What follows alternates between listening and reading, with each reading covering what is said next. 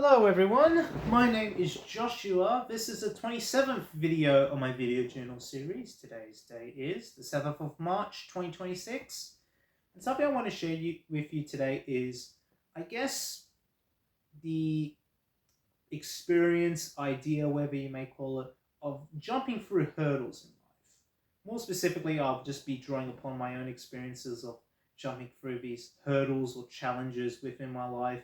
And I'll be giving advice on how to do the same, how to, I guess, take an issue that may seem a little bit overwhelming at first, whether it may be studying or job commitments or life commitments, and just trying to jump through these hurdles. And obviously, jumping through hurdles can be tough if you're struggling with, I guess, schoolwork or social life. You can always reach out to someone close to you, and it's always necessary to take a break, a breather.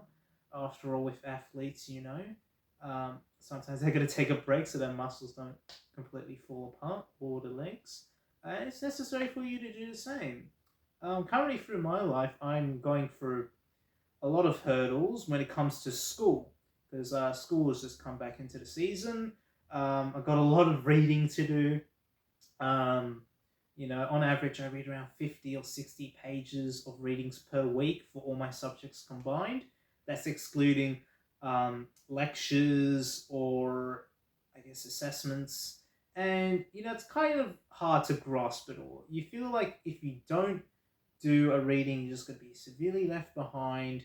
And to some extent, that is true. If you don't do any reading or any of the homework, you will be left behind in some aspect. But it's easy to fall into that trap. It's a little bit hard to jump through these hurdles, but it's, I guess, the best time now to get in the right mindset of things. So, right now, yet again, a lot of hurdles, and I'm just prepping for the race. I think to myself, all right, I'm not going to stress about this. I'm just going to figure out what are the easiest hurdles to jump through first.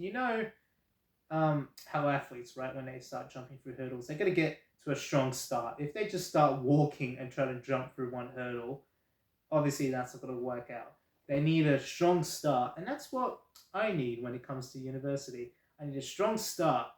As soon as an assignment begins, like an assessment or exam, I need to just go into it straight away fast. But then I gotta figure out, how do I keep up that momentum? How do I just keep? I can go fast initially, and then from there I need to keep a steady momentum. If I have an exam, if I have an assessment that's due in 2 weeks, right? Write an essay, standard 1,500 word essay, right? 2 weeks. I'm like, all right, I'm gonna get a strong start. I'm gonna write this down in my calendar.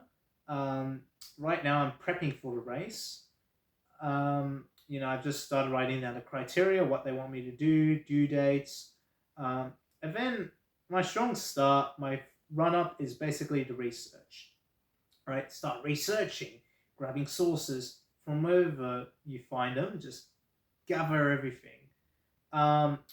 Just start running, basically. And, when I start jumping through the first couple of hurdles, that is me just basically writing down the sources that I have, me, I guess, starting to write up a draft of my essay.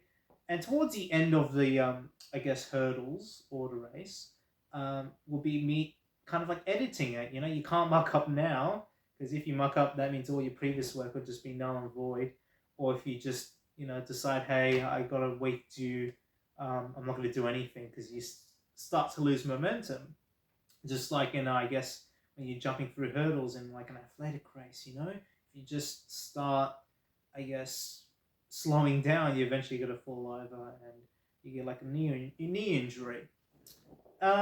So yeah, that's just my analogy of it. Always get a strong start, keep up a consistent momentum. It's late at night, my lips are running a bit dry. But you just gotta figure out, all right, what's the minimum amount of work that I have to do each day in order to reach my goal? That is going to be, I guess, your average of what you're going to do each and every day. And I guess if you're doing a HSC this year, that'll be my advice, is just keep up that momentum. Prioritize what you need to do first, and then slowly work your way through the assessments. But don't underestimate what's just down the road. If you got an assessment that's due in 2 weeks, focus on that rather than the one that's due in a month. But that one that's due in a month, don't underestimate that either, because that'll only just go closer and closer and closer to you. All right. So yeah, you always got to be on your toes. You always got to know when your assessments and exams are due. And sometimes people have work commitments. Something may come up where you're unavailable for the day to study, and those are perfectly fine. You can't really control those sorts of things, but what you can control is your response. You know, um, in that case, you might have to do studying a little bit later, or you might have to say, "Hey, I can't do this certain thing right now, but I'm gonna do this small little thing." Like, for example, if you say, "All right, I can't work on my essay right now for one of my subjects because my parents want to take me to visit my uncles, for instance, and they're forcing you to come." Which is, I know it sounds like a very peculiar scenario, but it's the first one that came into my mind. Where your parents say, "Hey, Josh, we're going to visit your uncles. We need you to come, yada, yada, yada, for whatever reason." I think to myself, all right, obviously I can't write down an essay because I'll be too distracted in the car on the way to their house. But what I can do is like, all right, for this, I'm going to focus on another subject. I know for this other subject which I have, let's say hypothetically I have to read 15 pages of a textbook. I'm like, you know what? Maybe on the car ride there, I can read those pages of that textbook. Just figure out what you can do now and figure out to yourself, all right, this thing I can do at this time when I'm available, but during the meantime, as a way to, I guess, maximize your productivity, I'm just going to do a small little task right now, even if it's something like reading a book or whatever, because, you made progress. You've successfully, I guess, slowly chipped away at your priorities and slowly chipped away at those hurdles. It's a small little jump or a small little step, but it does go a long way. So yeah, like I always figure out, oh, if I'm busy, you know, usually it's just reading. Like, oh, I'll just catch up on the reading, so I'll leave the essay writing till later. At the same time, I feel like I kind of push back essay writing to the last of my responsibilities for the day, even though it should come in first place. You know, I don't prioritize writing essays that much, even though I should. It should be the first thing I do each and every day, because I feel like if you just do a bunch of reading throughout the first half of the day, and then you go on to essays, your mind just comes slowly jumbled. You feel tired. You can't really write to the best of your ability. So it's all about prioritization and I guess discretion.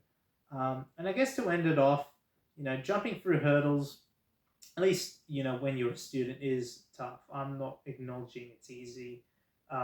If you're a uni student, high school student, primary school student, even, it may be hard to, I guess, deal with the workload, deal with certain ideas and concepts, and it's always, fine to reach out. But you need to, I guess, reach out, obviously, for help. You ask your teachers questions, reach out to your parents if you think, there's a little bit too much on your plate. But think to yourself, all right, keep your eye on the prize, just knock down the easiest dominoes first, or just knock down or jump through those first round of hurdles.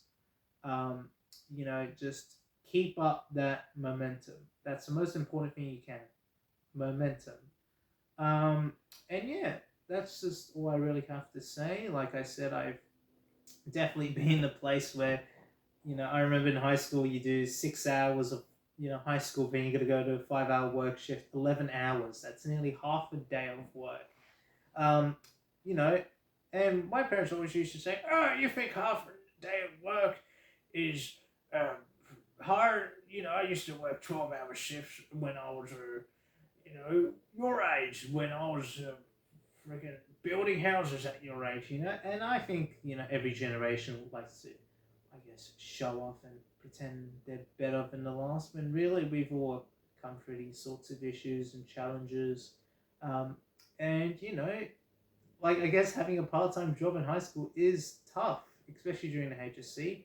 Even having a part-time job in university is also pretty tough. It's and I guess the sooner you acknowledge that hey, what I'm doing isn't necessarily easy. It is hard work. The sooner you can jump through those hurdles and you have confidence in yourself, saying, you know what, I got this. I can jump through these hurdles and get to the other side. And ace all my assessments along the way. But that's all I have to say. And I guess I'll see you tomorrow. Take care. Have a good night.